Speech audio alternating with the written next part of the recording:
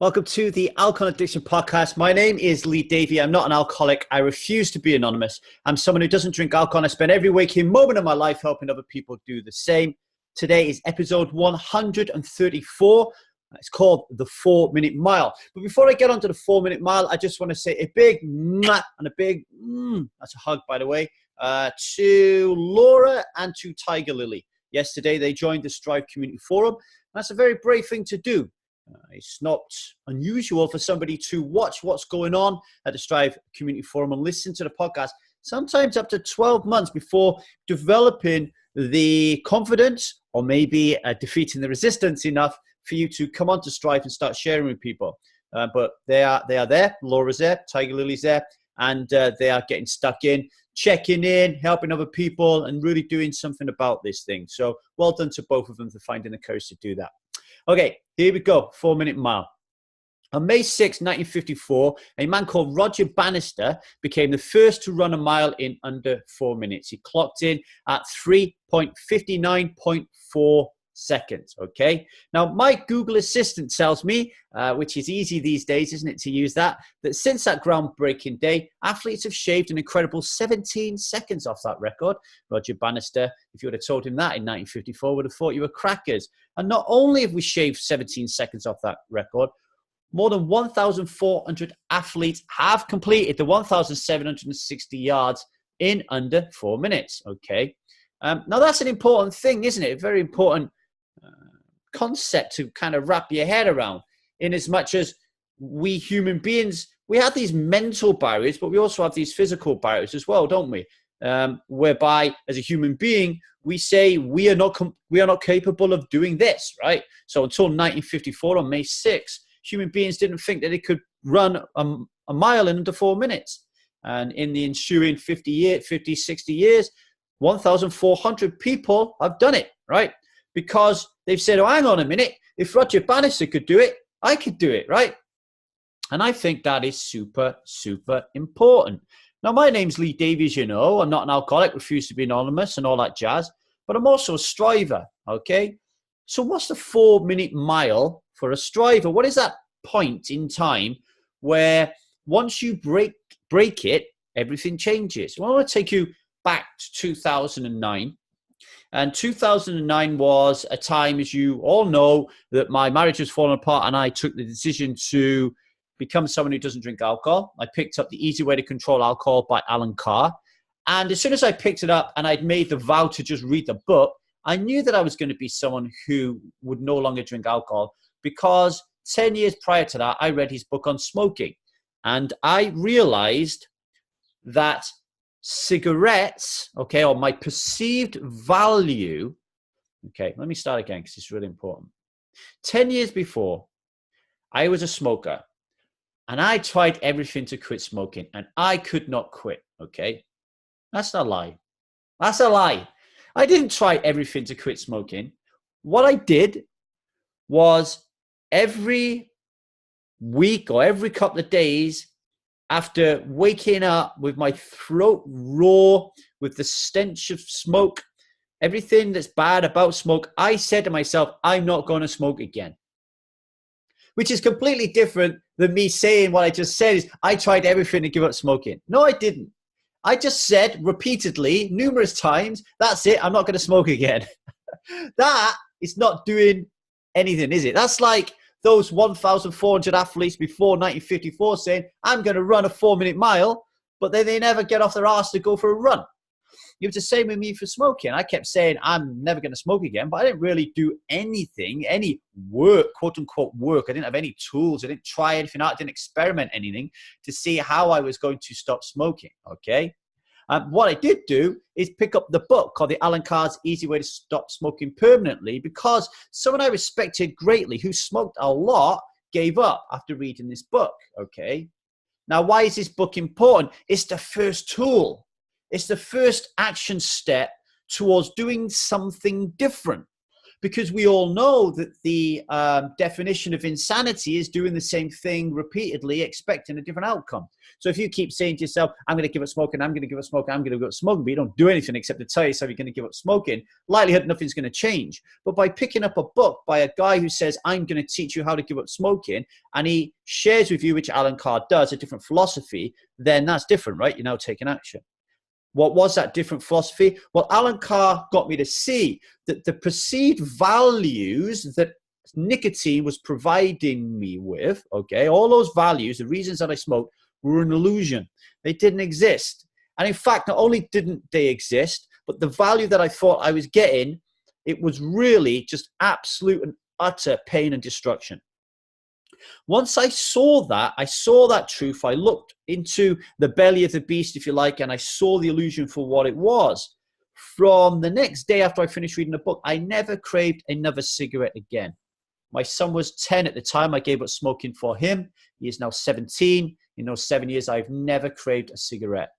Google the most addictive drugs in the world. You'll find nicotine is right up there as an addictive substance. It's nonsense. It's not an it's not one of the most powerful addictive substances in the world. Because if it was, this 20 to 40 a day smoker would have found it difficult to stop smoking, right? It's not, okay? It's a psychological issue.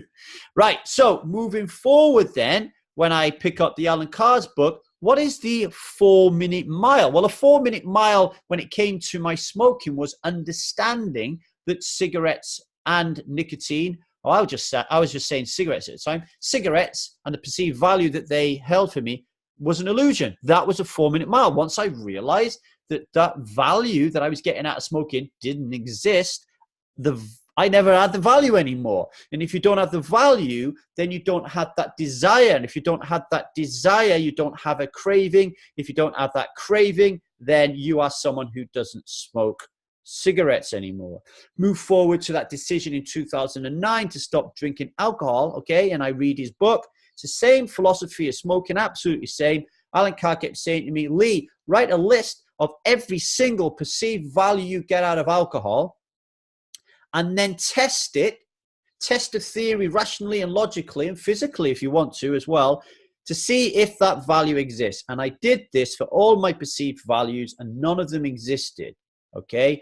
Alcohol provides me with zero value. And I quickly realized that if I could turn this thought that alcohol provided me with zero value into a belief, and then consistently over time work on that belief and turn it into a conviction, then that conviction would become part of my personality, which is who I am.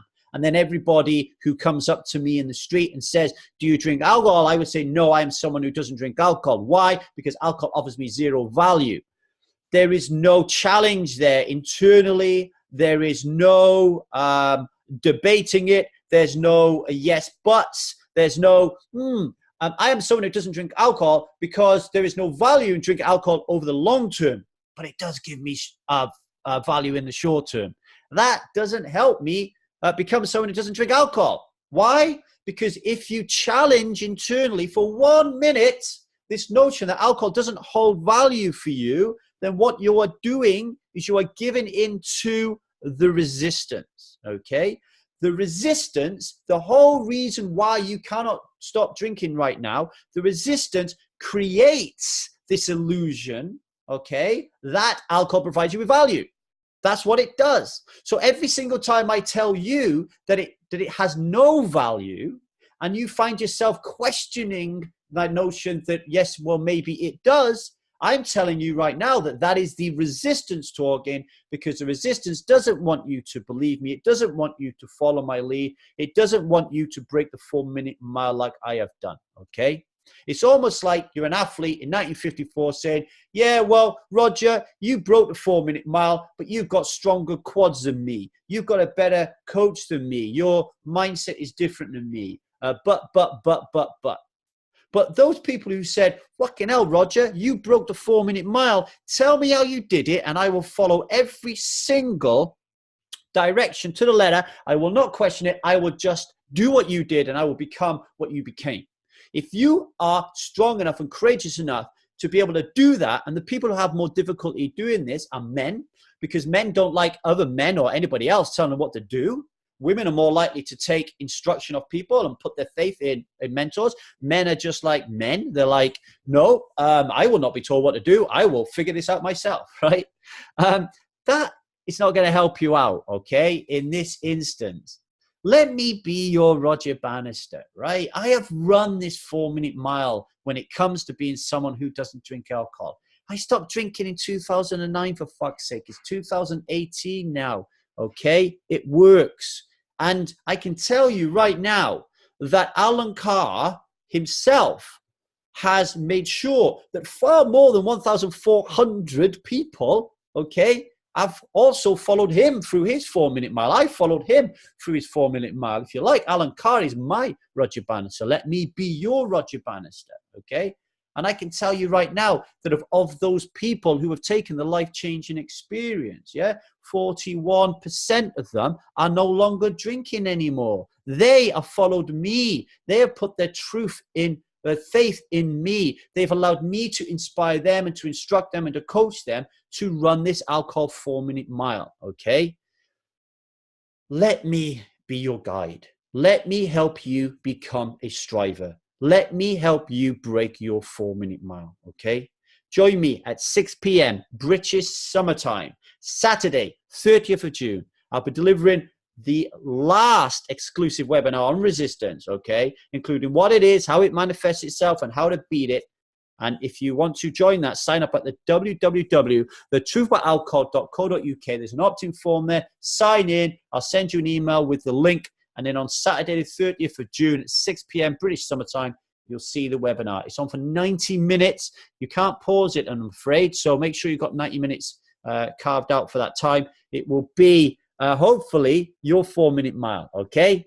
If you get any questions whatsoever, email me at thetruthaboutalcohol@gmail.com. Until then, my name is Lee Davy. I'm not an alcoholic. I refuse to be anonymous. I am someone who doesn't drink alcohol. And I spend every waking moment like this helping other people do the same. Take care.